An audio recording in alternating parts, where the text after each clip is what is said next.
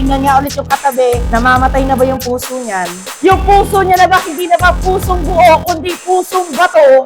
A Samaritan woman came to draw water. The Samaritan woman said to him, "How is it that you, a Jew, ask a drink from me, a woman of Samaria?" I want you to notice kung gaano kasasi ni Samaritan woman kay Jesus. Ang tanong lang naman ni Jesus is, can I have a drink of water? Tapos ang pwede naman sabihin ng Samaritan woman is, ayoko nga. Pero hindi, ang sinabi ng Samaritan woman is, why are you asking me a drink? Excuse me? Ganun yung sagot ng Samaritan woman.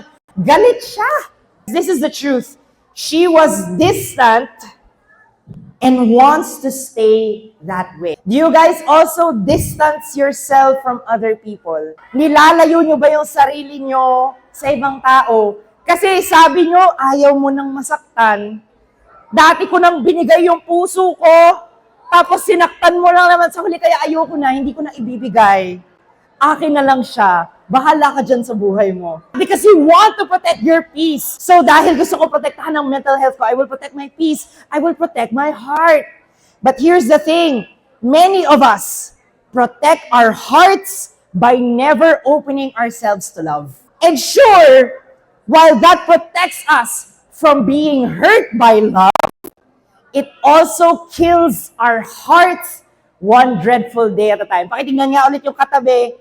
Namamatay na ba yung puso niyan? Kumukulubot na ba yung puso niyan? Yung puso niya na ba hindi na ba pusong buo, kundi pusong bato? Pakicheck nga. Kung kaya mong hawakan, pakicheck. Tumitibok pa ba yan o patay na?